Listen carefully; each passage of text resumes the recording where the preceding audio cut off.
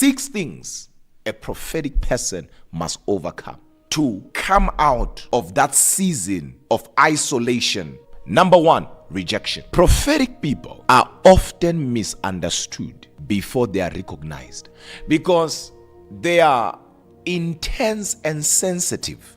Prophetic people can be hard to be around, and because sometimes it's hard to be around prophetic people, people who are around prophetic people tend to reject prophetic people because they don't seem to understand what is inside these people. They can't understand them. So as a result, they reject them. That is why some of you, your own family members, people who grew up with you, people who called you sister, people who called you brother, will all of a sudden treat you in a very ill way because you have now tapped in the prophetic. And it's very, very difficult to move with a prophetic person while you are not prophetic. It's water and oil. Jeremiah said, I am ridiculed all day long. Everyone mocks me. Imagine a man who was told in Jeremiah 1:5, before you were formed in your mother's womb, I knew you and I ordained you a prophet.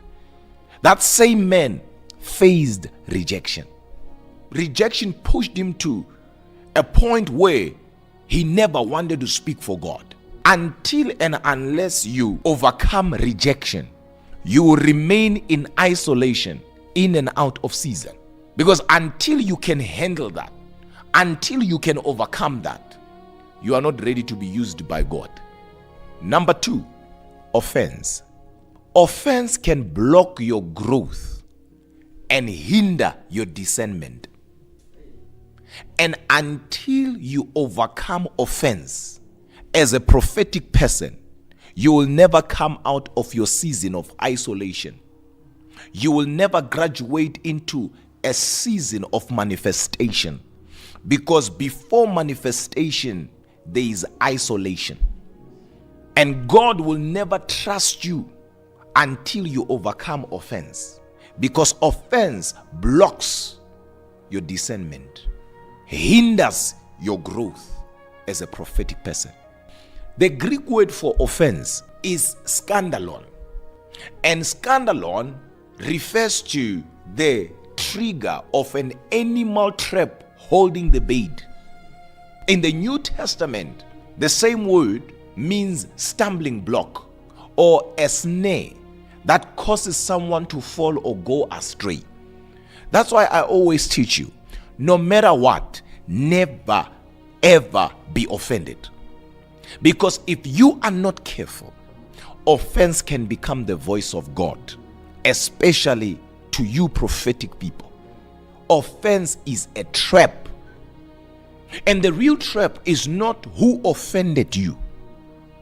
It is what the offense is becoming inside you.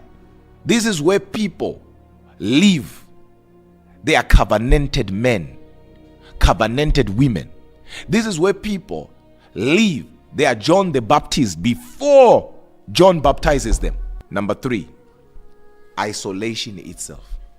God may call you apart for a season, but not into permanent isolation.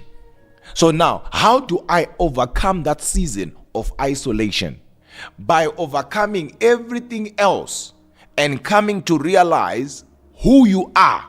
Because it is in the season of isolation that God will reveal to you who you are. Number 4, fear of men. You cannot fully obey God while being controlled by people's opinions. Some of you, the reason why you cannot fully function in your calling is because of the fear of men. You are suffering from what will people think syndrome. That's the syndrome you have. What will people say? What will people think?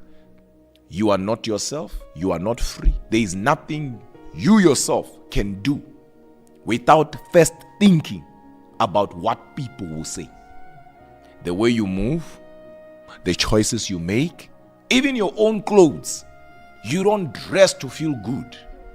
You don't dress so that you yourself can feel good about yourself. You dress so that somebody can clap for you. You are always looking for men's approval. You know what Peter said? He said, we rather please God. We rather obey God than men. Because with God, you are a majority.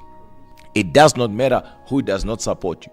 Some of you, you have actually suppressed what God has put in you because you are always concerned about what people think, about what people will say.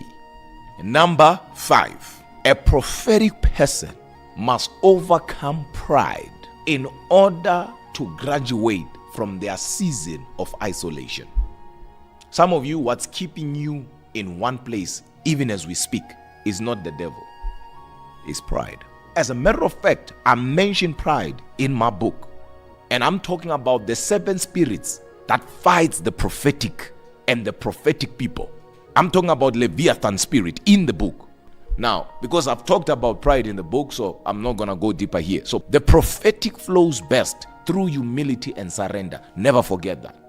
Number 6, the pressure to perform. You will need to overcome the pressure to perform. You see, in our day and age, there is an expectation to dazzle with accuracy. And prophetic people sometimes are treated like vending machines, where people want the gift, but not the heart behind it. And some of you end up saying things that God never said. And because you keep saying things that God never said, God looks at you and says, this one is not ready. So you need to overcome the pressure to perform, where you find yourself saying things that you know you never had. And prophetic people, this is dangerous. Don't say more than what God has given you. In terms of presentation, it can be different.